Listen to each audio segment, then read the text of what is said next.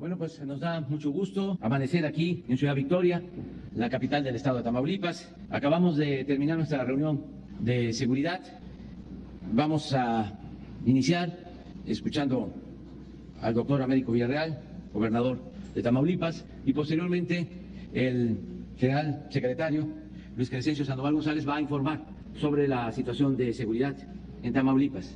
Terminando el general Sandoval, ya abrimos para preguntas y respuestas. De modo que le damos la palabra. Muy buenos días. Señor presidente Andrés Manuel López Obrador, a solo unos días de haber iniciado el nuevo gobierno del Estado, es un honor recibirlo nuevamente en nuestra tierra y refrendarle, en nombre del pueblo de Tamaulipas y del mío propio, la hospitalidad y el afecto que usted ha ganado entre nosotros. Su visita anima nuestra esperanza en un futuro infinitamente mejor, la misma esperanza con la que logramos vencer toda la situación que ya está en marcha en nuestro Estado. Porque efectivamente, señor presidente, Tamaulipas es un pueblo valiente, heroico, que valora y le agradece sinceramente sus repetidas expresiones de cariño y de respaldo. Bienvenido a Tamaulipas. Saludo respetuosamente a representantes de los medios nacionales y locales que nos hacen el favor de acompañarnos. Envío desde la capital tamaulipeca el saludo fraternal a quienes siguen esta conferencia mañanera. De la misma forma, nos alienta la presencia que tuvimos el día de ayer del equipo de colaboradores del señor presidente, con quien tuvimos una reunión muy productiva, en la que se plantearon proyectos fundamentales para el aprovechamiento de las grandes ventajas que tiene y ofrece Tamaulipas, y para la atención prioritaria que debemos dar a los más pobres. Los puntos de convergencia y las oportunidades para restablecer la colaboración entre el gobierno federal y el gobierno del Estado son alentadoras y nos anuncian mucho trabajo, así como resultados favorables en prosperidad, en seguridad y paz, y por supuesto en bienestar y justicia social. Venimos de una contienda política difícil y yo diría inédita en la historia reciente del Estado, que no ha terminado ni con el relevo constitucional. Tamaulipas ha decidido desterrar el veto y hasta el sabotaje contra las políticas públicas de la Cuarta Transformación. Votar por la recuperación de nuestra soberanía energética y el combate de la corrupción, de la verdadera división de poderes, del respeto a los derechos humanos, de los programas de bienestar que no tienen precedente y que son ahora garantía constitucional. En el gobierno anterior se siguió endeudando al Estado y se apartaron de las estrategias de seguridad del gobierno de México, al continuar por la vía de la violencia y el alarde de la capacidad de fuego para imponer con más violencia y autoritarismo una seguridad ficticia, rubro que por cierto sigue siendo con mucho la principal demanda y preocupación de la sociedad tamaulipeca. Lo que inició aquí en Tamaulipas el 1 de octubre es un cambio de raíz, de fondo, con un gobierno humanista que observa la máxima que por el bien de todos, primero los pobres, y que tiene sus ideales en los principios de no robar, no mentir y no traicionar el pueblo. Deseo informar a las y los tamaulipecos y a través de esta señal que los primeros contactos con las y los colaboradores del gabinete del presidente Andrés Manuel López Obrador han dado excelentes resultados en la gestión de proyectos para concretar oportunidades y alinear esfuerzos que multipliquen los beneficios que nuestra gente recibe a través de obras, de acciones y programas del presidente de la República. En la reunión con el gabinete del día de hoy se dieron avances sustantivos que en materia de infraestructura representan apoyos de gran importancia para nosotros. Amigas y amigos, estoy convencido que aquí, en la entidad, los nuevos términos de concordia y entendimiento entre órdenes de gobierno traerán cosas muy buenas para Tamaulipas. Me he reunido también con las y los 43 presidentes municipales para acordar proyectos y programas de beneficio social, iniciando así una nueva etapa de colaboración positiva y respetuosa con el gobierno federal y con los ayuntamientos del Estado, con el objetivo de respaldar desde Tamaulipas, con nuestra voluntad y trabajo, su objetivo, señor presidente, de regenerar nuestra vida pública, consolidar las bases de la transformación en nuestra patria y trabajar por Tamaulipas y por México. Bienvenido, presidente, esta es siempre tu casa. Gracias.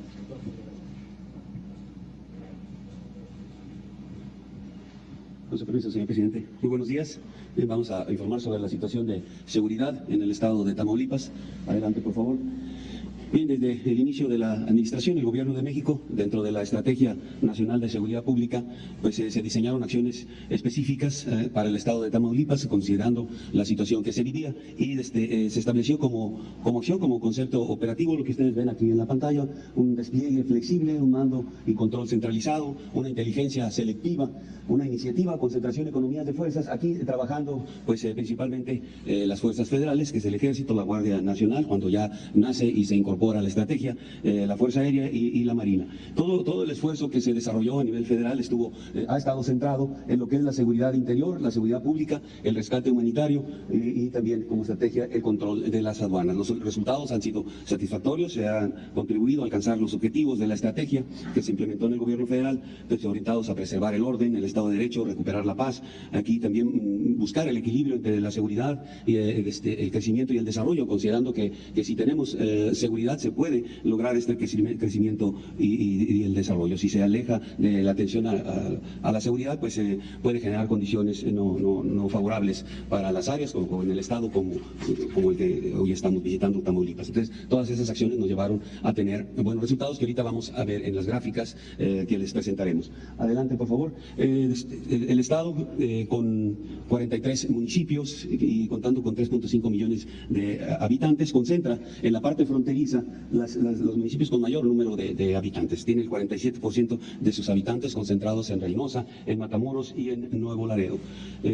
Y que vamos a ver también más adelante cómo los delitos identificados en el estado están concentrados en esos municipios.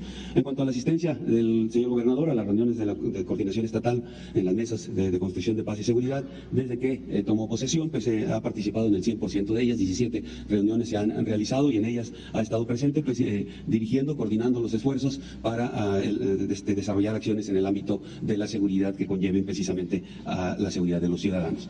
Adelante, por favor. En cuanto a incidencia delictiva, el Estado, aquí están sus números: en secuestro tiene el 13 lugar, en homicidios dolosos el 17 a nivel nacional, en robo a casa habitación el 18, en 20 lugar está el delito de extorsión, el 22 el robo de vehículos, en 23 la trata de personas y el 30 el robo en transportes. Todos, como ustedes ven, están hacia la baja y bueno, son la ubicación que tienen en relación a los demás estados, pues es favorable. Esta información está basada en los datos del Secretariado Ejecutivo del Sistema Nacional de Seguridad Pública y principalmente en las carpetas de investigación que están abiertas en relación a estos delitos. Vamos a ver cada uno de ellos, el comportamiento que han tenido. Adelante, por favor. En cuanto al secuestro, en agosto, que es los últimos datos que tenemos del Secretariado, no se presentaron este tipo de delitos. Tiene el 13 lugar a nivel nacional y aquí vemos en el acumulado anual cómo ha sido el comportamiento de este delito que tiene su tendencia hacia la baja. En homicidios dolosos, en agosto fueron 46, también una tendencia a la baja, aquí también lo observamos en el acumulado anual y con un 17 lugar a nivel nacional. En robo a casa habitación, 145 eventos, su tendencia igual a la baja con el 18 lugar a nivel nacional. La extorsión, 12 delitos de esta naturaleza se presentaron en agosto. La tendencia también es similar a la baja con el 20 lugar a nivel nacional. En robo de vehículos, 181 robos, la tendencia hacia la baja. Y el 22 lugar a nivel nacional. En trata de personas no hubo presencia de este delito en agosto, tiene el 23 lugar a nivel nacional y aquí también observamos la tendencia hacia la baja. En robo en transportes no se presentó el delito, tiene el 30 lugar, este delito pues, prácticamente no ha tenido presencia en el Estado. Sumando todos los delitos, ya estableciendo los delitos de impacto, todos reunidos, ha tenido 1.522 eventos, tiene el 23 lugar a nivel nacional y también se identifica una tendencia hacia la baja de ya sumados todos estos delitos de impacto. En cuanto a homicidios dolosos por entidad federativa, en la presente administración y hasta el mes de agosto, está ubicado en el 20 lugar con 2.098 homicidios, por debajo de la media nacional es 3.329 homicidios. Y considerando estos homicidios dolosos por cada 100.000 habitantes, tiene el 17 lugar con 59 homicidios, siendo la media nacional de 92. En cuanto a los municipios con mayor incidencia delictiva, considerando homicidios dolosos, robo de vehículos, narcomenudeo, que son los que afectan a la población, o mayormente a la población, los que pueden generar inseguridad si están presentes, aquí vemos que tenemos a Reynosa, Nuevo Laredo, Matamoros y Victoria, los municipios que tienen mayor incidencia en estos homicidios. El 74% de la suma total de estos homicidios en el Estado están concentrados en estos 4 municipios. También vemos homicidios vinculados a delincuencia organizada. Del total general de homicidios dolosos en el Estado y en todos los estados, el 75% de esos homicidios dolosos lo ocupan los homicidios vinculados a delincuencia organizada. Entonces, de ahí que hacemos referencia en esta lámina cuál ha sido el comportamiento de esos homicidios vinculados a delincuencia organizada. Y desde que desde la administración, todas las acciones que se desarrollaron, como mencioné en un inicio por la parte federal, pues se ha logrado reducir en un 93.3% estos homicidios vinculados a delincuencia organizada aquí en el Estado. Ha sido exitoso, se han tomado acciones importantes, lo hemos comentado en otras ocasiones, las Fuerzas de Tarea México, que es una fuerza que se integra con personal del Ejército y de la Guardia Nacional, ha tenido una presencia importante en el Estado, principalmente en el área fronteriza, en Nuevo Laredo, 10 ocasiones ha estado presente esta Fuerza de Tarea Conjunta, en Reynosa también, ha estado en Matamoros, en Victoria. Entonces esas acciones que se han tomado en consideración para aplicarlas aquí en el Estado han sido exitosas. Bien, en cuanto a efectivos de seguridad pública del Estado, tienen 2.817 elementos de seguridad pública y de ellos operativos 2.599. Aquí vemos los municipios que tienen mayor presencia de policías estatales y están precisamente en los municipios donde tienen mayor número de delitos. Está Victoria, está Reynosa, Nuevo Laredo, Tampico, Matamoros. Sí se identifica de que conformidad a los promedios que maneja la ONU, pues tienen déficit del 71% en sus efectivos policiales. En cuanto a fuerzas de seguridad federales, aquí en cuanto a Ejército y Fuerza Aérea, tiene un total de 4.492 elementos operativos, la Secretaría de Marina 2.800 operativos, la Guardia Nacional 2.862, que hacen un total de fuerzas federales presentes en el Estado 10.154 hombres operativos trabajando en las áreas del territorio tamaulipeco. Estos efectivos sumados a los policías estatales hacen un gran total de 12.753 elementos participando en la seguridad pública. La siguiente, por favor. Todos estos efectivos trabajan en lo que son las delimitaciones de 8 coordinaciones regionales de la Guardia Nacional, con un coordinador estatal que está ubicado en Reynosa. Aquí están las sedes de esta planta: Reynosa, Nuevo Laredo, Matamoros, San Fernando, Soto la Marina, Ciudad Madero, El Mante y Victoria. Bien, dentro de estas coordinaciones regionales se han realizado construcciones de las compañías de la Guardia Nacional para que de estas instalaciones salga el personal a realizar sus actividades en el ámbito de la seguridad pública. En el 19 se construyeron 3 instalaciones en Ciudad Mante, Nuevo Laredo, en Reynosa. En 2020 otras 3 en Matamoros, San Fernando, Soto la Marina. En el 21 se construyeron 2 más en Ciudad Victoria y en Nueva Ciudad Guerrero. También se le asignaron instalaciones a la Guardia Nacional, instalaciones que son del Ejército, fueron cedidas a la Guardia Nacional para que también se estableciera personal de la Guardia y de ahí desplegara. Estas fueron el cuartel móvil que tenemos en San Fernando, el cuartel móvil que tenemos en Mante, y también aquí en las instalaciones del 77 Batallón de Infantería también fueron proporcionados áreas para su alojamiento y despliegue posterior. En este año estamos construyendo 12 compañías de la Guardia Nacional. Estas serán en Ciudad Mier 3, en Altamira 2, en Reynosa 2, en San Fernando 2, en Ciudad Mante, en Miguel Alemán, en Río Bravo.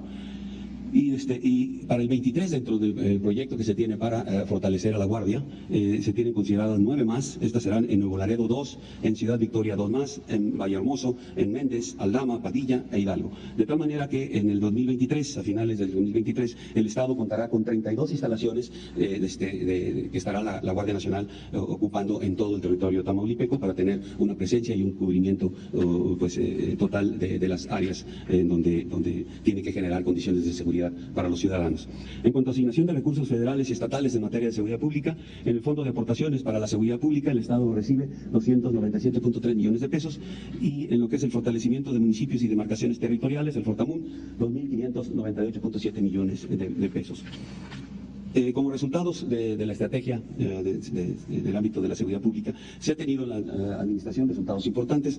Los más relevantes: 38.247 kilogramos de marihuana asegurados, 2.726 de cocaína, 24 kilogramos de heroína, 512 kilogramos de metanfetaminas, 2.148 detenidos, 3.987 vehículos asegurados, 3.652 armas de fuego, 20.4 millones de pesos asegurados a la delincuencia organizada, así mismo como 6.7 millones de dólares.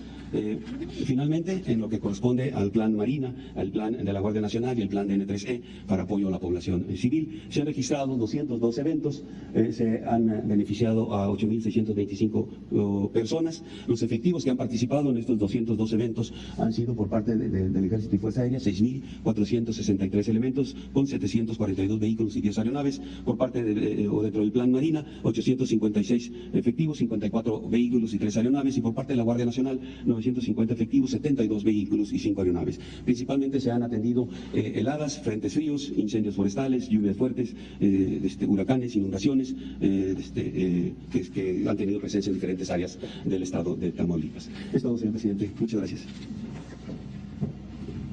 Bueno, pues si les parece, nos ponemos de acuerdo. Una pregunta de compañero de Tamaulipas y una de medios nacionales. Tamaulipas. Buenos días. Mi nombre es Francisco Rojas, represento a la segunda radio La Raza en Reynosa, a la patrona en Macalenteca, la 107.5 FM y también al portal reynosanews.com. Al presidente, en varias ocasiones yo la entrevisté en la radio, allá en la frontera con usted, fue candidato en varios tiempos de campañas. Nos pareció una persona valiente y honesta, a pesar de las presiones que recibimos para no entrevistarlo, como quiera lo entrevistábamos. Y se confiaba en usted. Pero la pregunta que quiero hacer es, a 4 años de su gobierno, ¿por qué razón la gente de Tamaulipas sigue sufriendo de inseguridad? Especialmente la zona donde están los 3 municipios más importantes del estado, que es Reynosa, Matamoros y Nuevo Laredo. Hay una carretera entre Reynosa y Nuevo Laredo que se llama la de la muerte, que es la de la región ribereña. Se garantiza el paso, pero no el regreso. ¿Por qué razón, habiendo tanta tropa y tanto esfuerzo que se ha hecho, por qué el tamaulipeco sigue sufriendo de inseguridad, especialmente en la zona fronteriza, donde hay cerca de 10 puentes internacionales y hay un flujo comercial que compite con cualquier país de Centroamérica o incluso de Sudamérica? La pregunta es, como presidente, ¿qué le puede decir usted a los tamaulipecos sobre esto? Y tengo otra pregunta. Bueno, decirles que en esta materia de seguridad, que es la más compleja, difícil, hemos avanzado en Tamaulipas y tenemos manera de probarlo. Lo acabamos de dar a conocer ahora. Los datos no mienten, son cifras oficiales, tienen que ver con el sistema de información que se maneja a nivel nacional y también con información del INEGI. Pero vamos por parte, porque es muy importante tu pregunta. Veamos lo de homicidios, porque hay delitos que no se denuncian y hay cifra negra. Pero en el caso de homicidios, robo de vehículo, sí, la cifra corresponde, no es lo más cercano a la realidad. Por ejemplo, el secuestro a veces no se denuncia, o el robo en general, o cualquier otro delito. Pero el homicidio sí, porque hay que llevar a cabo una diligencia judicial. Y esto es el resultado en Tamaulipas. Aquí entramos nosotros, aquí terminó el gobierno del licenciado Peña, 851 homicidios en el 18. Este es nuestro primer año, 663. Nuestro segundo año, 571. El año pasado, 526. Y eso es lo que llevamos hasta hoy y estamos seguros que va a haber una disminución. ¿Por qué se ha logrado esto? ¿Por qué no ponen la lámina del número de elementos que tiene la Federación? Antes no habían estos elementos. Solo la Guardia Nacional, que se creó en el 19, tiene 2.862 elementos en Tamaulipas, operativos, sí. Y la Policía Estatal, 2.500. Si a esto agregamos que se cuenta con 2.800 marinos y 4.492 soldados, pues esto es lo que ha ayudado mucho. Es una proporción de 10.000 elementos de la Federación frente a 2.599 del Estado. Hemos cumplido con nuestro compromiso. Aún, lo dije anoche, cuando no había la mejor coordinación, pero aún con diferencias políticas, electorales, evidentes, nunca dejamos en situación de desamparo a los tamaulipecos. Nunca. Aunque yo no venía como voy a Oaxaca, de todas maneras estábamos atendiendo. Ahora con el doctor Américo vamos a mejorar mucho más. No quiere decir esto que ya esté resuelto el problema de la inseguridad, pero es contestar tu pregunta de que sí, hemos avanzado, que no se ha agravado la situación. Esto es importante, pero todavía más importante que esto es lo que hemos hecho en materia de bienestar en Tamaulipas. Por ejemplo, hay 3.270 jóvenes en Tamaulipas de programa Jóvenes Construyendo el Futuro. Estos 3.270 jóvenes reciben un salario mínimo, que en el caso del norte de Tamaulipas es el doble de lo que se recibe en el resto del país, porque fue otra de las decisiones que tomamos desde que llegamos, lo dije también ayer, aumentar en la frontera el doble del salario mínimo. Entonces, estos jóvenes trabajan como aprendices en centros comerciales, en pequeñas empresas, en talleres, y esto ayuda mucho para que no los enganchen y se los lleven las bandas. Este es un buen programa con ese propósito. Y hay 4.923 jóvenes becados de nivel licenciatura en Tamaulipas, casi 5.000. que reciben 2.550 pesos mensuales de beca. Esto no había antes. ¿Qué decían de los jóvenes? De que eran ninis, ni estudian ni trabajan. Y nunca habían atendido a los jóvenes. Nunca. Nada más se decía, ahí andan de halconcitos, ahí están en las gasolineras, ahí están en la entrada de los pueblos. Pero no se hacía nada por los jóvenes. Esto es lo más importante, atender las causas. Porque la gente, ni en Tamaulipas, ni en México, ni en ninguna parte del mundo, es mala por naturaleza. Son las circunstancias las que llevan a algunos a tomar el camino de las conductas antisociales. Por eso, si atendemos las causas, si hay trabajo, si hay buenos salarios, si hay bienestar, si hay oportunidades para la educación, vamos a ir serenando a Tamaulipas y a todo el país y va funcionando nuestra estrategia. Lleva tiempo, quisiéramos que se avanzara más, pero vamos a seguir adelante. Entonces eso es lo que puedo comentarte. Déjeme decirle que en la frontera lo que sobra es trabajo y lo que faltan son trabajadores, especialmente del sector maquilador. Esta pregunta no habla desde el gobierno federal hacia municipios, por ejemplo, como Reynosa, que es la ciudad más importante del estado, la que genera el 25% del empleo e incluso tiene cerca del 25% del votante tamaulipeco por parte de dependencias federales hacia esta frontera. Y le voy a decir por qué. Hay un canal para riego que sale del río Bravo que se llama Saldúas. Desde hace meses empezó a haber una, yo le llamo plaga de río acuático. Empezó a inundar y a llenar el mismo canal como si fuera un techo o un piso, hasta el grado que hasta las aves hacen nido sobre el mismo agua apoyándose en el lirio. Hace días se le preguntó al alcalde de Reynosa, Carlos Peña Ortiz, sobre este problema que ya cubre gran parte del canal Saldúas y del cual se distribuye agua potable a Río Bravo y también para Río Agrícola en el municipio de Vallehermoso y de Río Bravo y de Reynosa. Es decir, más de 1,5 millones de habitantes se benefician de este canal Ansaldúas. Ha perdido oxígeno, está contaminado y la respuesta que dio el alcalde es que van a esperar hasta el mes de marzo a que el agua o la corriente se lleve el lirio acuático porque sale muy caro quitarlo. Esa es una responsabilidad de la Comisión Nacional del Agua que dejó crecer el problema y que hasta ahorita no lo ha atendido. ¿Usted está enterado de esto o nos lleva a pensar también aparte de que quizás hay desdén del gobierno federal hacia la zona fronteriza de Reynosa y este espectáculo que le digo negativo se puede ver o lo puede ver cualquier persona en la ciudad? ¿Está usted enterado de esto? No, en específico sobre el lirio acuático, pero vamos a atender la petición que se nos hace y además de que es importante limpiar el río o el canal para que no se contamine el agua, porque pues el lirio lo que hace es quitarle el oxígeno al agua, se echa a perder. Entonces sí se puede limpiar y sí es algo que tiene que ver con la Comisión del Agua y vamos a atenderlo. Nos vamos a poner de acuerdo con el gobernador, con el que ya dije tenemos muy buena relación y le tenemos mucha confianza y nos vamos a poner también de acuerdo con el presidente municipal, pero sí vamos a atender estos otra pregunta, porque creo que eran dos. ¿Puedo una tercera pregunta? ¿Ah, sí? Son los periodistas en Tamaulipas, hay compañeros que siguen siendo protegidos por el sistema de protección, pero aparentemente hay fallas en la comunicación. En el proceso de protección en general, no sé si lo encuentro, pero me han platicado ellos que de repente los aparatos que traen no funcionan, les llaman tarde, etcétera, etcétera. Tamaulipas ha distinguido por ser una zona alta en riesgo de periodistas. Lamentablemente, la mayoría de los crímenes o atentados contra los comunicadores no han sido atendidos ni resueltos. La pregunta es, ¿está usted enterado de esto también, de lo que está pasando? Sí. Hablo con los compañeros en Tamaulipas. Sí, estoy totalmente enterado de estos completamente.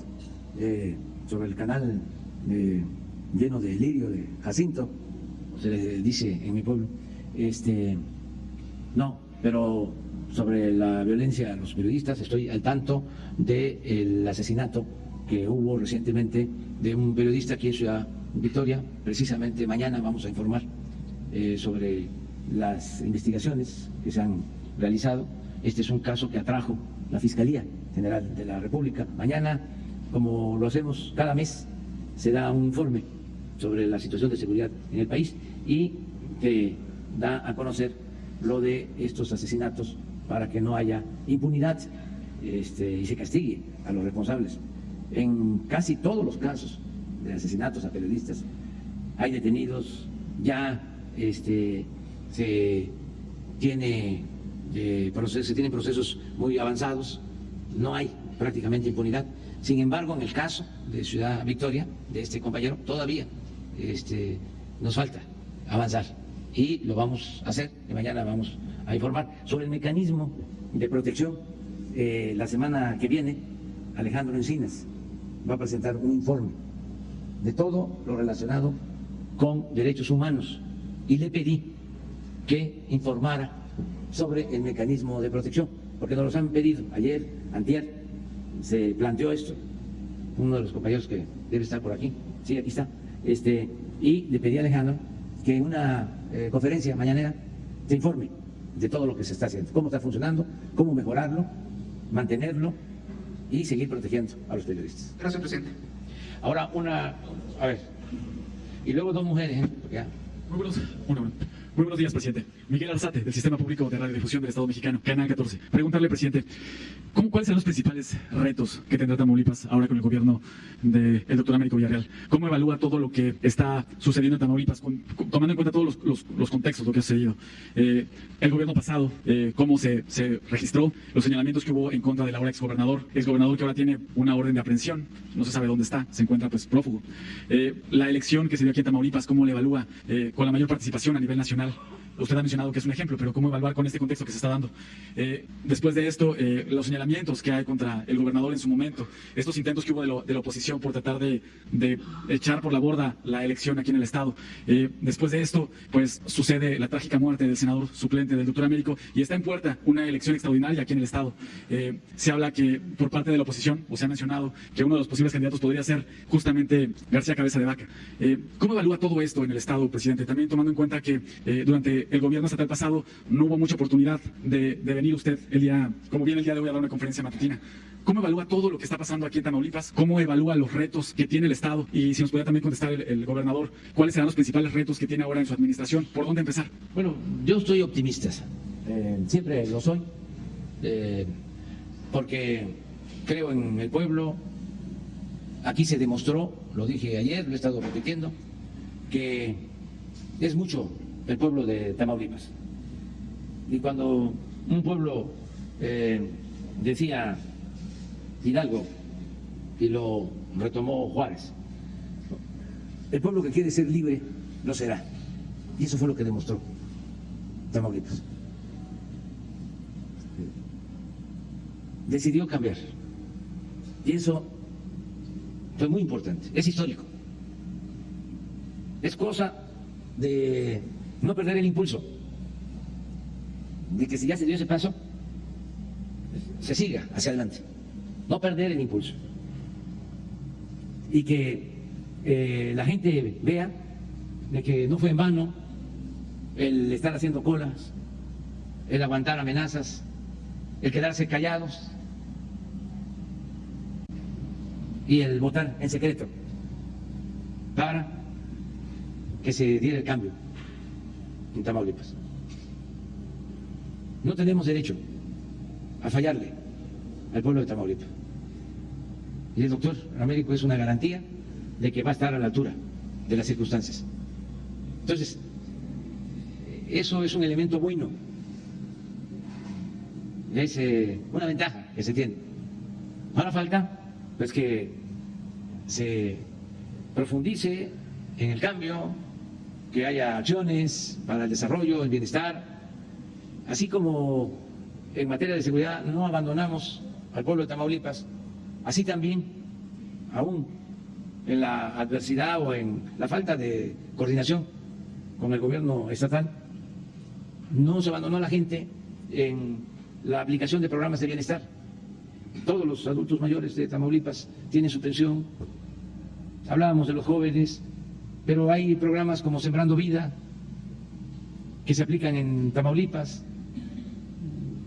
Miles de estudiantes con becas en Tamaulipas. Y inversiones, por ejemplo, cuando llegamos estaba parada la refinería de Madero. Llevaba tiempo sin operar y le echamos a andar y hemos invertido alrededor de 8,000 millones de pesos y vamos a seguir invirtiendo. Y el puerto de Altamira va a tener mucho auge porque se va a procesar el gas, se va a poner una planta de licuefacción. Consiste en que el gas se congela, eso es, se licúa y congelado en barcos se puede transportar a Europa y allá en una planta de regasificación vuelve a su estado natural.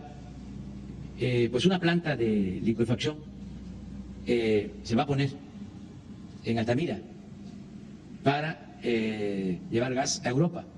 Ya se firmó el contrato con una empresa estadounidense y ayer hablábamos de que vamos a mantener el programa de apoyo a la frontera. Muchos no saben, pero en todas las ciudades fronterizas de Tamaulipas el IVA es 8%, no 16%.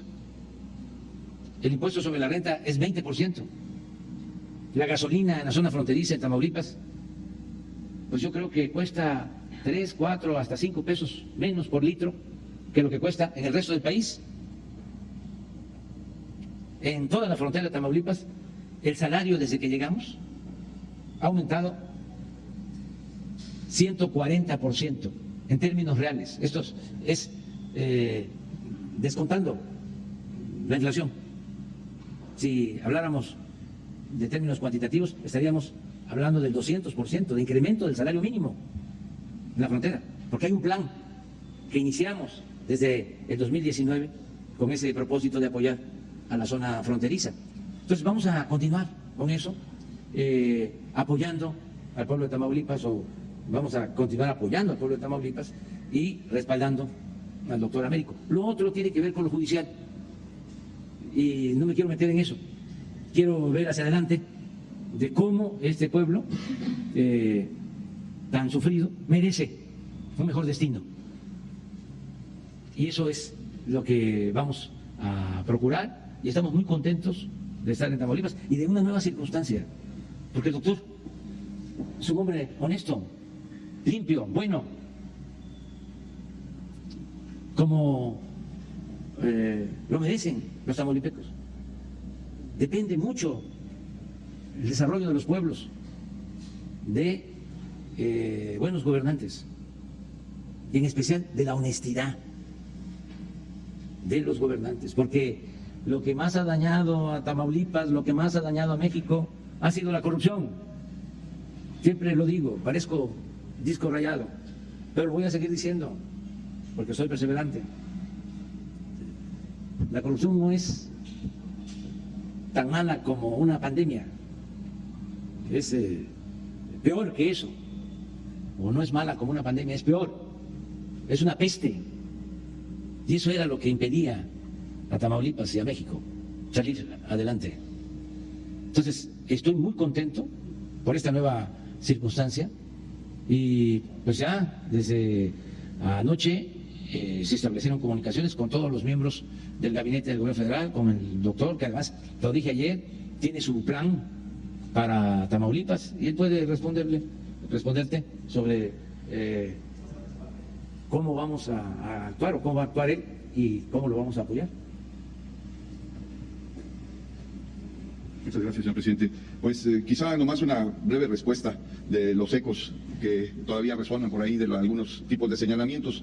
Y ahorita que lo estabas formulando la pregunta, pues decir que estuvimos acostumbrados durante el proceso electoral anterior a este tipo de señalamientos, pero me quedan dos premisas en esa situación de estos señalamientos que constantemente se desmintieron porque estaban construidos con mentira e hipocresía, al grado de que en las últimas fechas inclusive se atrevieron a decir y hacer comunicados que atribuyeron a la Embajada de Estados Unidos y al propio embajador, que tuvieron que ser desmentidos por él mismo en el intento de seguir manteniendo estos señalamientos desde el punto de vista electoral. Y también pues nos dimos cuenta en la resolución final de la Sala Superior, al tomar, en fin, el último dictamen de aprobación de la elección de Tamaulipas, en donde también se habían hecho señalamientos de delincuencia y que se habían hecho de violencia generalizada durante el proceso electoral, y ganamos 7-0. Fue por unanimidad, viendo que no había ninguna situación de consistencia en el expediente electoral de lo que había sucedido en Tamaulipas. Así es que eso son hechos de un proceso electoral que fue pues lamentablemente ensuciado con este tipo de calumnias y de difamaciones, que finalmente la justicia y el tiempo ha mostrado cuáles son su realidad. Y viendo para adelante, como dice el presidente, es lo que estamos ahorita ocupados y preocupados y muy agradecidos por esta visita que hizo para traer a todo su gabinete federal y ver las oportunidades que tiene esta gran entidad que es Tamaulipas, que tiene una enorme potencialidad de seguir creciendo y un gran interés de las empresas para poder seguir desarrollando grandes proyectos que son de infraestructura, que pueden repercutir también en un beneficio federal, como son la dirección de aduanas que se va a establecer, y ya lo confirmó ayer el presidente nuevamente, en Nuevo Laredo, la mejora de los puentes internacionales, la situación de poder seguir desarrollando el puerto de altura en Matamoros y mejorar la oportunidad de transporte de carga también a través del mismo, tener proyectos de acueductos que en sí fortalecería el gran desarrollo agropecuario que tiene nuestra entidad calidad y fortalecería la producción de alimentos. Y esos proyectos pueden tener trascendencia federal y beneficio en Tamaulipas. Y programas, sectores que pueden estar ayudando para el desarrollo económico, generar empleos, pero principalmente tener buenos salarios a través de esos empleos que se generen, y tener como la planta de fertilizantes que también se planteó y se va a analizar, la planta de alimentos procesados, el tener mejoras de la movilidad en la frontera y en la zona conurbada, el poder seguir teniendo este aliento, sobre todo en la zona cañera, de reactivar, por ejemplo, el ingenio de Jicotenca. Eso va a dar también oportunidades de trabajo. Pero vemos este gran Tamaulipas con esta gran potencialidad, y el gran reto es que todo este potencial y esta situación que tenemos y podemos desarrollar en Tamaulipas se traduzca en beneficio social. Porque hay un Tamaulipas que se nos ha quedado atrasado, un Tamaulipas que todavía tiene producción primaria y que no tiene los alicientes de poder tener un empleo y adecuadamente remunerado, o benefactores sociales de su vivienda, agua potable, electrificación, capacidad de movilidad. Eso es lo que tenemos que ocuparnos y ver cómo este gran Tamaulipas, con esta gran capacidad de desarrollo y crecimiento económico, hace justicia a los tamaulipecos y a las tamaulipecas para darles una mejor oportunidad de calidad de vida. ¿Es grave la situación en la que se recibió el Estado con esta deuda que tiene? Bueno, tenemos todo el apoyo y el respaldo federal que nos han dicho para solventar estos momentos, y estamos seguros que con esto que estamos comentando y la fortaleza económica de desarrollo de Tamaulipas, no hay duda que saldremos adelante, porque tenemos lo principal, a gente entusiasta y trabajadora en Tamaulipas. Presidente, en un segundo tema que también tiene que ver con Tamaulipas, preguntarle qué se puede hacer en esta situación. Con gobiernos estatales donde ha estado Acción Nacional, ha sucedido que hay fiscales transaccionales. Ocurrió en Veracruz con Miguel Ángel Yunes, que dejó a Jorge Winkler, y después, tras una situación de violencia en el Estado, el Congreso Estatal decide retirarlo de su puesto. Hoy está detenido Jorge Winkler. La misma situación en un gobierno panista pasa en Guanajuato, con el fiscal transaccional. La misma situación se está viviendo aquí en Tamaulipas. ¿Qué se podría hacer desde la Federación para ver este tema de justicia, bueno, atender los temas de justicia? ¿Y qué reflexión podríamos tener con estos fiscales? ¿Qué hacer aquí en Tamaulipas? ¿Qué se podría hacer? Con lo presentado ayer también preguntarle, este plan de acción que se presentó, ¿se suma a los planes de acciones como el plan Guerrero, el plan Zacatecas, el plan Colima, donde se reforzaron los programas de bienestar, donde se reforzó la seguridad con la presencia de las Fuerzas Armadas? Dos temas, presidente, para finalizar. ¿Qué se podría hacer con este tema de los fiscales? ¿Qué reflexión podría darnos? ¿Y este plan que se presentó ayer se suma a los otros planes con otros estados donde se requiere atención prioritaria? Sí, en el caso de los planes de apoyo a Tamaulipas y a otros estados, pues el propósito es reforzar donde más se necesita, donde más se requiere. Tamaulipas se quedó como estado rezagado. Hay, como lo menciona el gobernador, dos Tamaulipas. Hay un Tamaulipas en donde hay mucha demanda de fuerza de trabajo, lo decía el compañero. Además que antes había mucha demanda de fuerza de trabajo, pero pagaban muy poco a los trabajadores en las maquiladoras. Trabajaban 3, 4 horas, 3, 4 días, mujeres, hasta 12 horas diarias en Reynosa.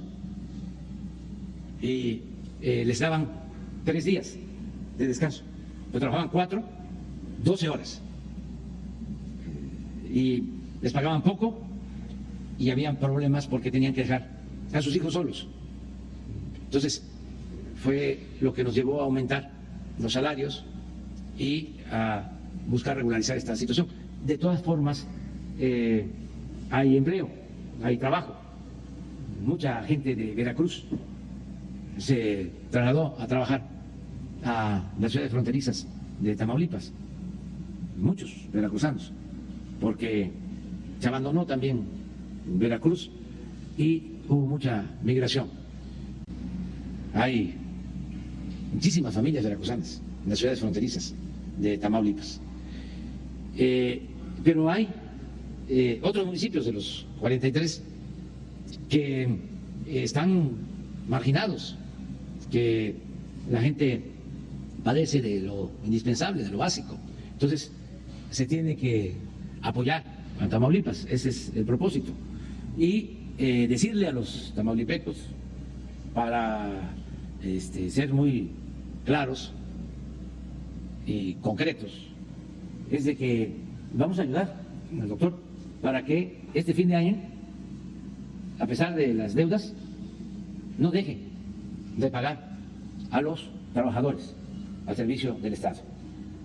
Le vamos, si es necesario, adelantar participaciones para que no falte el presupuesto, sobre todo que se tengan los sueldos de los trabajadores, los aguinaldos, que pueda cerrar bien el año, que no tenga ninguna preocupación. Eso ya es un compromiso. Ayer me acompañó el subsecretario de Hacienda, Juan Pablo Devoto, y ya llegamos a ese acuerdo. También para que le dé tranquilidad a los trabajadores al servicio del Estado, maestros, médicos, enfermeras, policías, oficinistas, que tengan seguro de que no les va a faltar su sueldo y su aguinaldo. Y se va a cerrar bien el año. ¿Qué hacer con los procuradores? Bueno, cuando se aprobaron estas leyes, creo que no se pensó que era demasiado tiempo. Fíjense que los periodos presidenciales antes de México eran de 4 años. En Estados Unidos siguen siendo de 4 años. Periodo presidencial. En Estados Unidos con posibilidad de una reelección. Pero de todas maneras, es la gente la que decide. Son 4 años y una reelección. Acá se decidió que fuesen 6 años, sin reelección.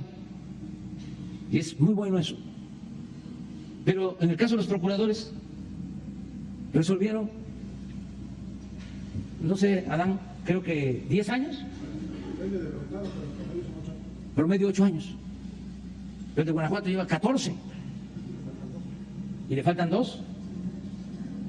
Entonces se les pasó la mano. O sea, es mucho. Nosotros no vamos a plantear una reforma.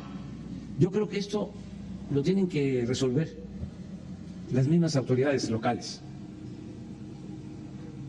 y tener un poco de vergüenza, porque si ya llevan 6 años y no hay buenos resultados, pues hay que tener dignidad y decir, ahí está mi renuncia, ya me voy. Si estamos planteando la revocación del mandato, en el caso del presidente, a los 3 años preguntarle a la gente, ¿quieres que siga o que se vaya? No porque ya me eligieron por 6 años, haga lo que haga, me tienen que aguantar. Es realmente un absurdo. Los mismos procuradores, si no hay resultados, deberían de renunciar, de salirse, pero ahí están aferrados. Y lo peor es que algunos hasta cometen delitos, no se asocian, como dirían en mi estado, se abacollan con la delincuencia. Hay veces de que está muy mal la situación de seguridad en un estado. Sale el fiscal o procurador y las cosas mejoran. Y se puede probar. El caso de Veracruz. Estaba mal. Estado vecino de aquí de Tamaulipas. Salió el procurador, desde luego. Hubieron otros cambios. Pero es notorio de que mejoró la situación de seguridad. Entonces sí hay que seguir tratando este tema, y si no hay buenos resultados, pues no puede haber impunidad. Nadie puede ser absoluto en ningún nivel de la escala. Nadie debe sentirse absoluto. Eso es lo que puedo yo comentar y estar pendiente de los resultados. Sí hay estos problemas todavía en algunos estados. Luego también se eligieron así a los fiscales anticorrupción. Los eligieron los mismos gobernadores. No en todos los casos, para no generalizar. Pero imagínense, si se elige al fiscal anticorrupción por 10 años, 12 años, pues se garantiza impunidad. Es como la otra práctica que hay que desterrar, de que salen los gobernadores y reparten como 10, 15, 20 notarías a sus amigos, a quienes les ayudaron. Eso también tiene que desaparecer. Todas esas prácticas, ¿no?, completamente deshonestas. Bueno, una mujer de aquí, de aquí. Gracias, señor presidente. Marta Olivia López, corresponsal del Canal 14 y en un 2x3 Tamaulipas. Señor presidente, más que preguntas son comentarios que me ha hecho la gente cuando voy a reportear a las comunidades. En Jamahue, Tamaulipas, Jamahue muy cerca de aquí donde usted ha estado, 3,000 familias se han quedado sin agua. Los que se han podido, muchos han emigrado y han abandonado sus lugares porque pagan de 300 a 450 pesos por semana para comprar el agua para subsistir. Ahí la denuncia es contra la Comisión Nacional del Agua. Han sido denunciados de otorgar concesiones, pasando por los ejidatarios, concesiones que ellos tenían desde hace 80 años. Ahí ha hecho la denuncia la Asociación de Usuarios del Río Guayalejo, quienes lo están viendo ahorita y quienes están esperando que usted escuche esta situación, porque no es de ahora, es de hace más de 10 años. Han sido y no ha habido ninguna respuesta en esta ocasión. Ya no hay agua y lo peor de todo es que cuando se acaba el agua, los mismos, un empresario ahí, limonero, tiene 1,000 hectáreas rentadas a los ejidatarios. Entonces no es posible, ellos dicen, que esto esté pasando porque la gente se está quedando sin agua. 3,000 familias. 2, en el ejido Benito Juárez de Altamira tienen 40 años con un problema en el Tribunal Superior Agrario, donde se les ha imposibilitado la ampliación del ejido. Más de 40 años, desde 1981, están demandando esta situación. Ahí el Tribunal Superior Agrario ha dado la razón siempre a los latifundios y a los dueños de los ranchos alrededor. Ellos están pidiendo, ya se han convertido ellos en especialistas, los campesinos, en todo el trámite agrario. Y eso, por una parte, cuando uno va a reportear, eso es muy bueno, pero por otro es muy triste porque ellos están esperando y haciendo trámites y trámites continuamente. Señor presidente, el 12 de septiembre, en Nuevo Laredo, 7 personas, la mayoría jóvenes, albañiles, 3 de Tampico, 3 de Victoria y 1 de Río Bravo fueron a trabajar allá, a una empresa de la Universidad Autónoma de Tamaulipas, al Centro de Lenguas. No han aparecido, no han estado, desaparecieron de la faz de la tierra. Son pobres porque eran la mayoría trabajadores albañiles. La semana pasada en Nuevo Laredo desapareció durante 15 horas el alcalde de Guerrero, Coahuila. Aparecieron junto con 8 personas más, funcionarios de su mismo nivel. Aparecieron, las versiones señalan que hubo $1 millón de rescate. Sin embargo, para estas familias, para ellos que están esperando, no saben absolutamente nada y no se ha avanzado. Ellos, yo quiero pensar que no porque ellos sean pobres, no tengan derecho a aparecer. Algo está pasando en Nuevo Laredo, señor presidente. Y creo que el hecho de negar o de ocultar o decir que no pasa nada a las familias, sobre todo a los desaparecidos, no nada más de ellos, creo que eso no nos hace bien a nadie. Y por último, el gobierno de Francisco Javier García Cabeza de Vaca, ahorita que hablaba de la Fiscalía, hizo varios montajes judiciales. Por ejemplo, en el caso de los periodistas, 3 asesinados en su sexenio, en uno de ellos hizo un montaje donde se llevó y encarceló a 8 reporteros. Todos ellos salieron absueltos porque no tenían absolutamente nada que ver. Y eso ha sido. En el caso de la masacre de Camargo, donde 19 personas fueron calcinadas, 16 de ellos son guatemaltecos, las familias de las víctimas no han recibido la celeridad del caso. Ellos me han pedido, me han entregado una carta ahora, donde hay personas involucradas, detienen a los que no son y los que accionaron, los que estuvieron, andan en la calle, persiguiendo periodistas, grabándonos y persiguiéndonos a donde vayamos a hacer las coberturas. Señor presidente, más que preguntas, estos son, tengo una lista de 12, pero bueno, quise decirle, estos 4 que eso me hace más, los más importantes. Sí, estoy enterado de todos los casos. Le vamos a pedir a Rosa Isela Rodríguez, secretaria de Seguridad, que platique contigo sobre todos los temas y que se atienda lo del agua, lo del problema agrario, ya lo de los desaparecidos en Nuevo Laredo, ya es un tema que no los han tratado los familiares. El gobernador lo trató hoy por la mañana, se analizó bien, porque son varios casos en efecto, y ya se tomaron decisiones, ya se está atendiendo este asunto. No puedo decir más, pero ya se está atendiendo. Está ya a cargo de la Secretaría de Seguridad Pública y de la Secretaría de la Defensa este asunto. Y fue muy lamentable lo de los asesinatos de migrantes centroamericanos. Siempre tenemos presente este caso y se va a seguir investigando y se va a seguir atendiendo. Entonces, todo lo que planteas, me gustaría que se lo transmitas a Rosa Isela y que se haga un plan y un compromiso de que va a haber atención. Lo mismo con los periodistas que presuntamente son inocentes y que fueron culpados, ¿no?, de delitos que no cometieron. Pero le dejamos a Rosa Isela, si te parece. Una mujer de lo nacional. A ver, Sara Paula. Gracias, presidente. Buenos días. Preguntarle sobre la llamada que tuvo ayer con el presidente Biden, qué temas tocaron, si se trató el asunto de las consultas. Dice, informó que ya le confirmó para la cumbre de líderes de América del Norte. ¿Dónde va a ser? ¿En qué parte del país? Bueno, yo nada más introduzco, hago un pequeño prólogo. Fue muy buena entrevista, muy buena la comunicación, muy afectuoso el presidente Biden. muy respetuoso, agradeciendo de las buenas relaciones que hay entre nuestros gobiernos. Hablamos del intercambio económico, comercial, hablamos de que México es el principal socio comercial de Estados Unidos. Esto de acuerdo a los últimos datos. Hablamos del tema migratorio. Celebramos que se haya tomado la decisión de entregar visas temporales a hermanos venezolanos y también que se esté planteando hacer lo mismo con hermanos centroamericanos.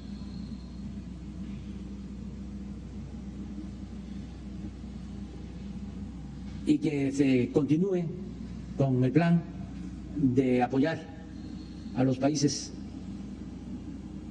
de Centroamérica y a otros países para que la gente no se vea en la necesidad de abandonar sus pueblos, abandonar sus familias. Él está muy consciente de que debe haber migración por deseos de superación, por gusto, que no sea obligatoria, que no sea por falta de oportunidades en los lugares de origen, que no sea por falta de trabajo o por violencia. Por eso estamos insistiendo en que se invierta en planes de desarrollo. México lo está haciendo. Y ayer se habló de este tema. La vicepresidenta Kamala Harris tiene a su cargo lo de los planes de inversión para Centroamérica. Hablamos también de seguridad, del tema del fentanilo, lo que se está haciendo en México y se va a compartir para que se aplique en los dos países, sobre todo la campaña de información a los jóvenes sobre el daño que causa el fentanilo y estas drogas químicas. Campañas amplias, masivas de información. Se trató el tema de las armas, el control de las armas, y todo en un ambiente, repito, de mucho respeto y afecto. Y confirmó que va a visitar México, que vamos a llevar a cabo en México la cumbre de América del Norte. No se definió la fecha, ni los días, el lugar. Voy a cometer una indiscreción nada más, porque aunque es por teléfono, pues siempre hay golondrinas en el alambre. Invitamos también a la señora del presidente Biden, que es maestra y que lleva buena relación con mi esposa, Beatriz. ¿Esa misma cumbre? ¿O Sí. se vengan acompañados? Sí, y vamos a hacer lo mismo con el primer ministro Trudeau, con su esposa, para que además de tratar todos estos temas, podamos tener una convivencia más familiar también. Los detalles, porque sí fue una conversación importante, muy importante, los tiene Marcelo Ebrard, que a propósito está aquí con nosotros. Vamos a pedirle que él nos complemente. Y estaba ahí. Gracias, señor presidente. Bueno, como ya se explicó aquí cuál fue el contenido, diría yo, en primer lugar, que respecto al tono y naturaleza de la conversación, pues da cuenta de un momento de mucha cercanía de los presidentes, de un muy buen momento en la relación bilateral. Y los temas que se tocaron, primordialmente fue, bueno, ya el que se comentó por parte del señor presidente, el que tiene que ver con migración, que es, Estados Unidos acepta un planteamiento que México ha venido insistiendo, que es, en vez de tener solo el título 42, que se implementó, recuerdan ustedes, en el mes de marzo de 2020 por el gobierno anterior de Estados Unidos, el gobierno del presidente Trump. Según este título, por razones sanitarias, cualquier persona que ingrese a Estados Unidos por la frontera sur puede ser y es retornada casi siempre de inmediato hacia México, porque provino de México. Eso es lo que dice su ley. No es un acuerdo con México, es una medida de Estados Unidos. Marzo 2020 se empezó a implementar. ¿Qué es lo que México ha planteado en voz del presidente de la República en varias reuniones y ocasiones?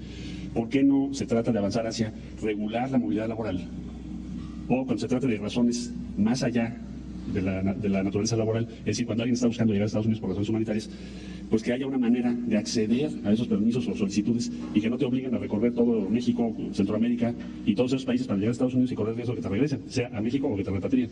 Entonces Estados Unidos aceptó empezar un programa que son 24,000 autorizaciones o visas de carácter humanitario. En este momento para venezolanas y venezolanos, probablemente en el futuro cercano, probablemente se pueda hacer para otras nacionalidades. Y también el presidente Biden anunció 65,000 visas de trabajo adicionales. Entonces, en esto es lo que estamos viviendo ahorita. Me preguntaste tú el otro día cuántas venezolanas y venezolanos hay en México. Y te decía yo que hay asentados en México ya de carácter permanente como residentes, poco más de 77,000 venezolanas y venezolanos. Ya viven en México, ya trabajan en México. Y en lo que va del año hemos otorgado refugio por conducto de la Comar a otro número igual, 77,000, que están en México en condición de refugio. Ahora bien, ¿qué es lo que está pasando? ¿Por qué hay venezolanos que regresaron a la frontera entre el día 12 de octubre y el día de hoy? ¿Cuántos son? ¿Por qué? Porque están aplicando la norma del título 42, diciendo si tú llegas por una vía irregular, no te vas a poder quedar en Estados Unidos. Si haces tu procedimiento de acuerdo a las nuevas visas que acabo de describir, humanitarias, que es en línea, sí puedes tener, si el gobierno de Estados Unidos te lo autoriza, llegas a Estados Unidos directamente en avión y entras a Estados Unidos en una condición regular. ¿Cuántas personas han regresado en los últimos días? Bueno, el primer día fueron 744, el día 2 fueron 594, el día 3 251 y el día 4 179. Como verán ustedes, es un número de creciente. Esto es en toda la frontera. ¿Cuántos podría recibir México de venezolanos? Pues cada día son menos, 179. Ahora, por la frontera sur, pues sí recibimos mucho más porque nos están pidiendo refugio y se los damos. Entonces, lo que nos ha ofrecido Estados Unidos, o a nosotros, se lo ofreció a los venezolanos en este caso, es 24,000 visas humanitarias. Y probablemente ese número va a crecer. Entonces, ¿qué es lo que yo supondría? Pues que cualquier persona que conoce esto, pues tratará de hacer su trámite, ¿no? ¿Para qué haces todo ese camino? Te pones en riesgo, tienes que atravesar muchos países, llegas a Estados Unidos y te regresan otra vez, o el título 42 famoso. Entonces, ese es un tema. Repito las cifras, 24,000 y 65,000 visas de trabajo adicionales, de las cuales 25,000 son para centroamericanas y centroamericanos. El resto, principalmente para mexicanas y mexicanos.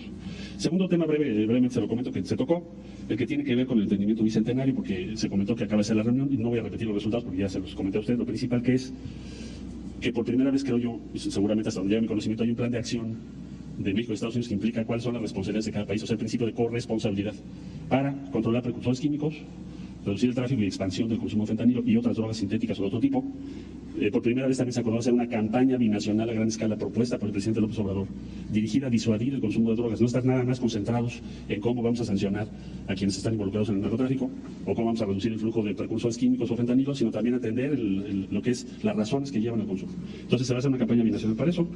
El otro tema, como ya lo comentó el señor presidente, tiene que ver con que somos los principales socios comerciales, México y Estados Unidos. Es la relación, quizá una de las relaciones más grandes en el mundo en términos comerciales. Hoy en día somos el primer socio. Y desde luego lo que tiene que ver con la cumbre de América del Norte, que tendrá que ser en este invierno. ¿Qué fecha? Pues es una negociación entre las agendas de los tres presidentes. En cuanto la tengamos, se las compartimos. Ayer el presidente decía que había Biden solicitado esta llamada. ¿Fue realmente para comentarle el tema de las visas? No, la llamada fue para los tres temas. Es decir, bueno, la relación va muy bien. Acaba de hacer el diálogo sobre seguridad, me pareció muy bien. Ya me comentó el secretario Blinken de qué se trata, etcétera. Del asunto de lo que ya se anunció hace unos días, está funcionando. Esperemos que esto siga funcionando bien, que tenga buenos resultados. Y la cumbre de América del Norte sí voy a ir a México. ¿El tema de las consultas en materia eléctrica se tocó?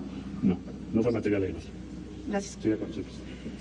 Presidente, y otro tema, sin afán de confrontar, sino más bien de que se hable pues del asunto del hackeo que hubo de este grupo Guacamaya, aprovechando que está aquí el general, no sé si nos pudiera comentar pues cómo fue que pasó, también qué se ha hecho con esta información. Han surgido pues una cantidad innumerables de cables, si toda esta información es verdad, ¿no? ¿Qué se hace también? Porque se ha vinculado a algunos funcionarios, sobre todo locales, se habla de que tienen nexos con el crimen. ¿La Sedena qué hacía con este tipo de información? Si se la pasaba a los procuradores, si se abrían carpetas de investigación, no sé si nos pudiera dar un comentario. Pues es que quisieran pues que les ayudáramos a hacer el caldo gordo, tratando el tema, que fue un rotundo fracaso. ¿Se acuerdan? ¿El hackeo? Sí, en general. ¿Cómo lo anunció? A lo mejor hasta lo tienes por ahí. Loret de Mola. Casi era el derrumbe de nuestro gobierno. A lo mejor lo tienes. Y fue como el parto de los montes. Entonces, como seguramente les costó mucho Imagínense cuántos estrategas, asesores, expertos. Y salió Puque. Ahí les dejo de tarea lo que significa Puque. Nada más Adán lo sabe. Pues quisieran que siguiéramos hablando de eso. No, que se apliquen y que busquen otro asunto. Ya eso no funcionó. Porque la mañanera, pues, es un diálogo circular de comunicación de muy buen nivel. No tiene que ver con la calumnia, no tiene que ver con la guerra sucia. Ese es el periodismo como imperativo ético. No tiene que ver con el coloquialmente conocido chayote. Nada, esto es otra cosa. Entonces, ¿para qué nos metemos en eso? Cuando haya algo así, que se apuren a buscar. Ya les dije, no va a ser fácil. A mí me han investigado desde 1977. El primer reporte lo tengo de 1978, de Nazar Haro, que decía que era yo comunista, cuando estaba de director del Instituto Nacional Indigenista en Tabasco. 1978, 79, 78. ¿Cuántos años tiene eso? 40, poco más. 44. Entonces, pues no van a encontrar nada. Lo he dicho, no es para presumir, pero no me importa el dinero. He aprendido, y es un consejo que yo puedo dar a seres queridos y amigos, también queridos, de que no hay que tener mucho apego ni al dinero ni al poder. Entonces, por ahí no es la cosa. Y además, repetir, no todo el que tiene es malvado. Hay gente que tiene un patrimonio que lo consiguió con esfuerzo, con trabajo, de conformidad con la ley. Merece respeto. El que invierte, genera empleos, merece respeto. El empresario merece respeto y apoyo. Nosotros estamos en contra de la riqueza mala vida, en contra de la corrupción, que, como dije al principio, era el principal problema de México. Tan es así que ahora que no se permite la corrupción arriba, sin endeudar al país, sin aumentar impuestos, sin gasolinazos, tenemos presupuesto para apoyar a la gente, a los más pobres, como nunca. No es un reto, no es un desafío. Les invito a que vayan a la comunidad, al pueblo que quieran de Tamaulipas. Y en ese pueblo, por más apartado, ahí van a encontrar que están llegando los apoyos para el bienestar. Allí, si hay un adulto mayor, ahí está recibiendo su pensión. Todos los 43 municipios, pero no solo las cabeceras municipales, todos los pueblos, las comunidades, hasta las más apartadas. Es más, entre más pobreza, más reciben. Porque la justicia es darle más al que tiene menos. No puede haber trato igual entre desiguales. Entonces, eso es lo principal: acabar con la corrupción, que haya justicia. Lo otro, ofrezco disculpa, es politiquería, es querer engancharme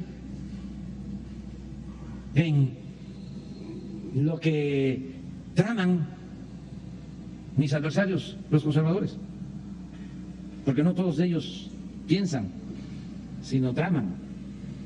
Están nada más, ni duermen viendo qué maldad van a hacer. Son malos de Malolandia. Entonces, por eso, Sara, de vez en cuando vamos a contestar algo así, pero no vamos a manchar la mañanera. Y que se apuren a que, pues, si van a echar un escándalo, pues que tenga sustento. ¿No encontraron a Loret? Sí, ahí viene, que cuando anunció de que casi se caía el gobierno. Yo me refería más bien a lo que ha salido después.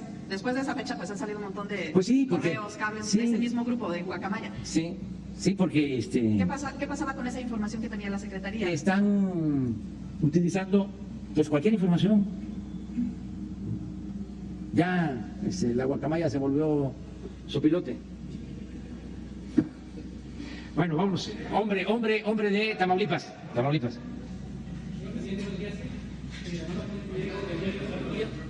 Fernando Acuña Piñeiro, del diario Ciudad Victoria y del periódico digital Notifer. En primer lugar, una anotación, sin menoscabo de la crítica que el periodismo debe ejercer ante el poder. Reconocer que su gobierno ha tenido un trato diferente con los medios, de los trabajadores de los medios informativos en el país, y que entidades federativas como la nuestra pues nos permite estar participando en este espacio, ¿verdad? En anteriores gobiernos del PRI y del PAN pues no nos dejaban acercarnos, ni siquiera preguntarles, mucho menos preguntarles. Voy a las preguntas. Hay empresas que se dedican a la venta de energía eólica aquí en Tamaulipas de anteriores gobiernos estatales, y esas instalaciones, esos enormes abanicos de generadores de energía eólica están pues enclavados en algunos municipios pobres, en algunos municipios pequeños, pueblos pequeños de Tamaulipas. La situación es que los pobladores o los habitantes de esos pueblos no reciben beneficio alguno, o sea, pasan volando, pasan por otro lado las ganancias. Tampoco hay transparencia suficiente en torno a este tipo de empresas, y pues la pregunta es en el sentido si su gobierno federal podría regular o exigir cuentas a estas empresas, a ver si de algún tipo de convenio o acuerdo o qué tipo de beneficios podrían recibir estos pueblos en materia de servicios o de obras para compensar que estas enormes torres o esta infraestructura está ahí, ¿verdad? Enclavada en su geografía. Pregunta número dos. Usted llega en el 2018 pues como un fenómeno político electoral, cuenta usted con el voto del norte que en otras ocasiones se le había negado. En esta ocasión grandes sectores poblacionales lo respaldan, ¿verdad? Y durante su sexenio, digamos que la estrategia, su narrativa vertebral ha sido primero los pobres. Mi pregunta es en el sentido si al finalizar su sexenio estos niveles de pobreza los diferentes niveles de pobreza en México van a disminuir. Si esa estrategia que usted ha planteado pues daría resultado, ¿verdad?, al finalizar su periodo de poder. Y una tercera relacionada con el tema de las gasolinas, un tema sensible y que, bueno, a pesar de que podemos decirnos privilegiados, ¿verdad?, porque usted ya lo ha dicho, que en otros países pues están más caras las gasolinas, nos gustaría saber si al finalizar este periodo sexenal las gasolinas dirá las refinerías que usted ha construido y que ha adquirido en Estados Unidos, o que está, aquí en México y en Estados Unidos, si en lugar de bajar centavos las gasolinas podrían bajar pesos, ¿verdad?, aquí en México, si sería un poco más, ya que cuando usted finalice su sexenio. Sí, muy buenas las tres preguntas. Mira, se acaba de aprobar hace relativamente poco una reforma a la ley eléctrica. Incluso se impugnó, se presentó una controversia en la Corte porque no querían que se declarara constitucional la nueva reforma a la ley eléctrica, cuyo propósito era precisamente poner orden, planear, porque con la reforma energética se le dio manga ancha a las empresas particulares, sobre todo a las empresas extranjeras. Ellos usaron el propósito bueno de las energías limpias, renovables, pero para hacer jugosos negocios. Ahora ya se resolvió por la Corte de que se necesita la planeación de la Secretaría de Energía, porque era un desorden. Cualquiera podía poner un parque de generación de energía eólica, solar, y la Comisión Federal de Electricidad fue tratada como una empresa más y de segunda. La Comisión Federal de Electricidad se le dio todos los privilegios a las empresas particulares, sobre todo, repito, extranjeras. Entonces ahora ya se va a controlar esta situación para que quienes entregan sus terrenos reciban lo que por justicia les corresponde, ¿sí? Que sean acuerdos justos en donde están las torres. Esto ya lo va a hacer la Secretaría de Energía. Lo otro es que también no se exigió que se construyeran líneas de transmisión, sino que toda esa energía se incorporara a las líneas de transmisión de la Comisión Federal de Electricidad. Sí. Entonces ya resulta insuficiente el sistema de líneas de transmisión de la Comisión Federal de Electricidad, se va por eso a ampliar en el caso precisamente de Tamaulipas. Ayer lo trató la secretaria Rocío Nale, el gobernador también hizo ese planteamiento. Hay energía, sí, pero no hay líneas de transmisión, hacen falta. Y todo esto, sí, sobra la generación, pero no hay forma de transmitirla, es decir, de transportar esa energía. Entonces, estamos en eso. Sobre cómo vamos a dejar al gobierno, yo creo que, mejor dicho, cómo va a estar el pueblo cuando yo termine, creo que mejor. Ya se están viendo los resultados. Miren, nos tocó una situación muy difícil por la pandemia, se cayó la economía en México y en todo el mundo, es un fenómeno externo, no es una crisis que surgió en México, tampoco ahora lo de la inflación tiene que ver con un problema interno, es la guerra de Rusia y Ucrania que afectó a todo el mundo. Por eso estamos insistiendo en que se busque el diálogo y la paz, porque las guerras son irracionales, inhumanas y es lo peor que puede haber. Y si fuese poco, también están generando mucha inestabilidad económica en el mundo, en todos lados. Bueno, aún con eso, como ha funcionado nuestra estrategia de no endeudar al país, por ejemplo. Ayer lo comentaba. Cuando se viene la pandemia y se caen todas las economías, hasta la economía china decreció. Y las europeas y Estados Unidos, todos cayeron económicamente. Nuestro país, desde luego, 8.3 cayó la economía de México. No se veía desde los años 30 del siglo pasado una caída económica así, por la pandemia. Entonces, de inmediato, la respuesta de casi todos los países fue contratar deuda. Y nosotros dijimos, no, vamos a utilizar lo ahorrado, vamos a que no se nos caiga la recaudación y vamos a orientar bien el presupuesto y vamos a aplicarlo de abajo hacia arriba, porque las solicitudes de deuda siempre tienen que ver con apoyar arriba, porque la falacia es que si le va bien al de arriba, le va a ir bien al de abajo. Si llueve fuerte arriba, gotea abajo. Si se llena el vaso arriba, se derrama hacia abajo. Y eso, pues, es una gran mentira. Ni siquiera escurre porque ponen otro vaso, ¿sí? Y todo queda arriba. Entonces nosotros cambiamos y dijimos, vamos, abajo, a meterle abajo para que no se nos convierta en una crisis de consumo, que la gente tenga lo básico. Y lo que se hizo fue reforzar los programas de bienestar y nos ayudó muchísimo, y no vamos a dejar de reconocerlo, el apoyo de nuestros paisanos migrantes, porque cuando más lo necesitábamos, más nos ayudaron. Empezaron a mandar recursos a sus familiares y ese es un dinero, esas remesas llegan abajo y eso nos permitió salir adelante. No nos endeudamos y se ayudó a la gente abajo. Pasó la pandemia, ya estamos creciendo, ya nuestra economía está creciendo, ya vamos a llegar yo espero que para el mes próximo, a 1 millón de empleos más de los que teníamos antes de la pandemia. Vamos saliendo. ¿Y qué se ha logrado? De que los de mero arriba, porque esto es piramidal, en la punta hay una minoría y está la clase media y abajo es una base grande de pobreza. Entonces, ¿qué se ha logrado? Que los de arriba no han dejado de ganar,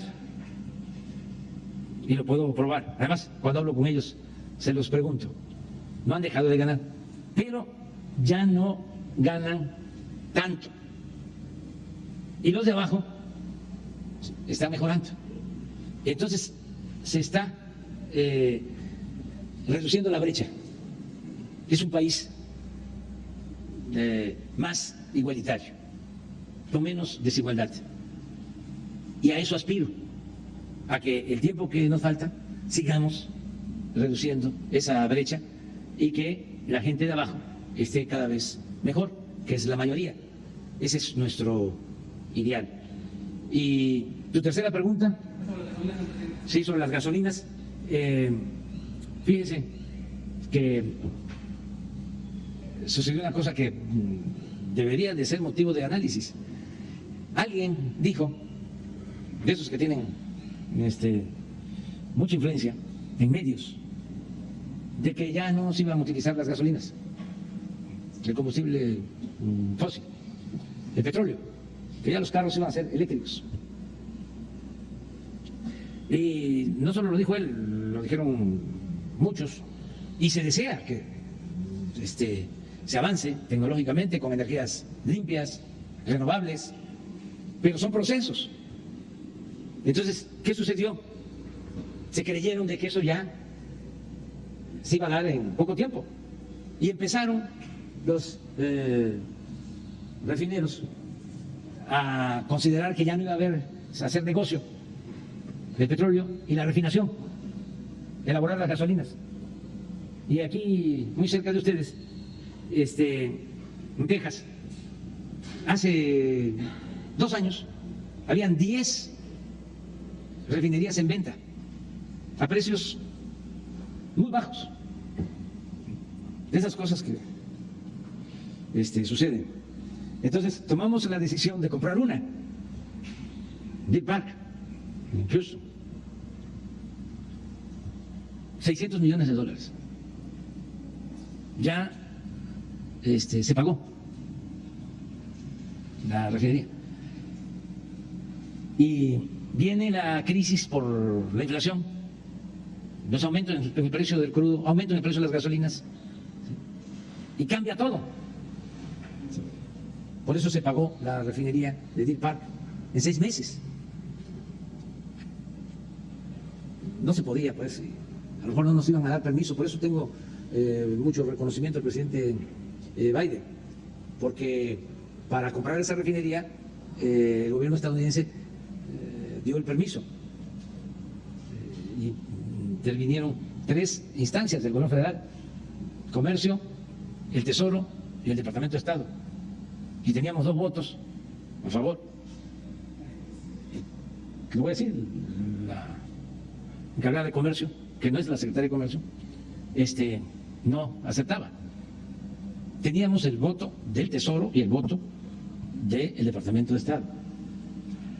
Y el presidente Biden dijo que se autorizara.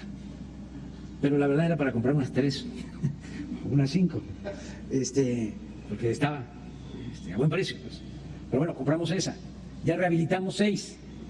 Todavía sigue la rehabilitación. Ayer hablaba yo, y hoy también, de Madero, que estaba parada y que ya se está rehabilitando y está mejorando su capacidad productiva. Ya se terminó de construir la de Dos Bocas, ya está integrándose, va a empezar a periodo de prueba. Consideramos que para el año próximo ya va a estar produciendo. En total, con 2 nuevas plantas coquizadoras que se están construyendo. Estas plantas consisten en convertir el combustible en gasolina, lo cual hace más rentable el hidrocarburo y menos contaminante. Pero con todo eso ya vamos a poder ser autosuficientes, producir en México gasolinas y diésel. Con eso ya se puede hacer mucho, porque cuando menos se garantiza que no aumente el precio. Y si se sigue invirtiendo hacia adelante en construir otra refinería o dos, porque llevábamos 40 años sin hacer una nueva refinería.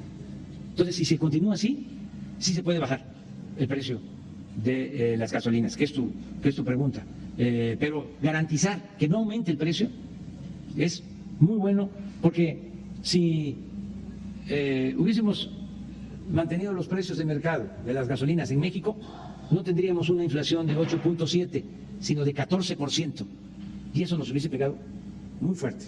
Entonces, sí es importante la autosuficiencia energética, como es muy importante la autosuficiencia alimentaria. De ahí la importancia de Tamaulipas, que se abandonó la producción de maíz, que se abandonó la producción de sorgo. La importancia de tener fertilizantes.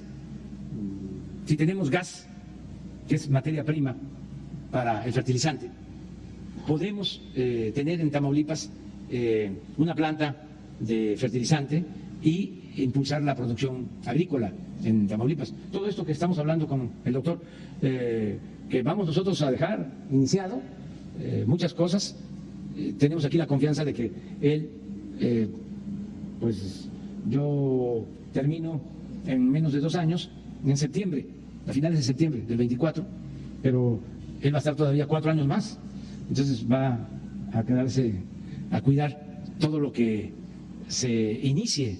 ¿Sí? Esa es una gran ventaja, que el doctor Américo esté aquí con nosotros. Muy bien, vamos con usted. Gracias, presidente. Carlos Domínguez, de Nación 14 y de Nuevo Laredo, Tamaulipas. Me permito leerle algo para... ¿De aquí de Tamaulipas? De Nuevo Laredo, sí. Y ahí estoy a las mañaneras. Yo te consideraba de allá. Allá estamos en Ciudad de México, pero déjeme, le comento por qué, presidente, me permito leer para que no se me escape nada del mensaje que le quiero dar. Desde el pasado 3 de abril del 2019, presidente, me presenté por primera vez en su conferencia mañanera para solicitarle con mucha esperanza su ayuda para resolver el cobarde asesinato de mi padre, el periodista Carlos Domínguez, que fue apuñalado en 24 ocasiones el 13 de enero de 2018 en las calles de Nuevo Laredo mientras llevaba a sus nietos a un paseo zoológico de fin de semana. Me atreví a buscarlo porque viene usted una esperanza, pues las investigaciones sobre su asesinato en ese momento estaban y siguen aún estancadas, pero en ese momento había 6 personas sospechosas vinculadas o un proceso de vinculación a proceso.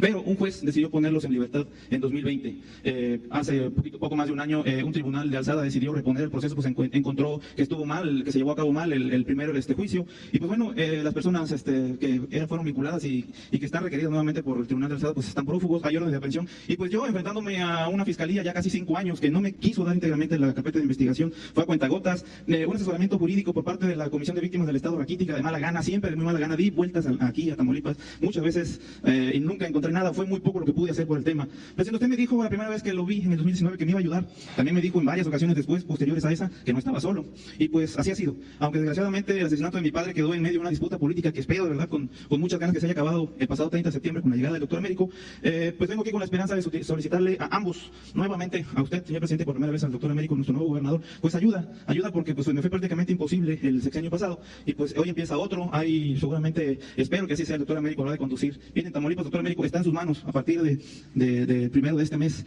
el esclarecer el asesinato de mi padre, como muchos otros que han ocurrido en Tamaulipas anteriores a su llegada. Entonces pedirle, doctor Américo, cuándo podríamos trazar una ruta para que se esclarezca el asesinato de mi padre, que en próximo enero que viene está por cumplir 5 años de asesinato, pues de que nos lo quitaron, de que le quitaron a Nuevo Laredo un periodista, como hace poco aquí también en Ciudad Victoria. Entonces solicitarle, presidente, de alguna forma, de verdad, mi madre y mis hermanos, mis hijos también, requerimos justicia, porque de verdad han pasado casi 5 años y duele como el primer día, siguen pasando más y duelen igual, señor presidente. Entonces, doctor, en usted vengo hoy a pedirle, por favor, acaba de escuchar hace un momento, refirieron el tema seguramente, pues no eran 8, eran 6, murió uno desgraciadamente en prisión.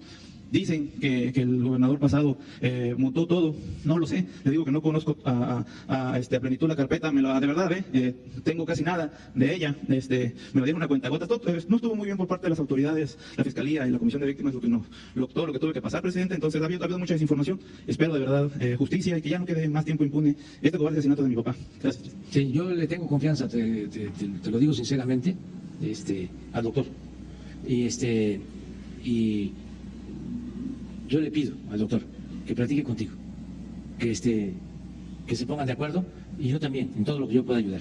que cuentes también conmigo, que sigas contando conmigo, pero yo estoy seguro que el doctor es un hombre de bien, un hombre bueno y justo, y a él se lo encargamos.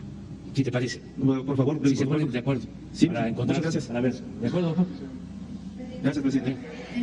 Ya,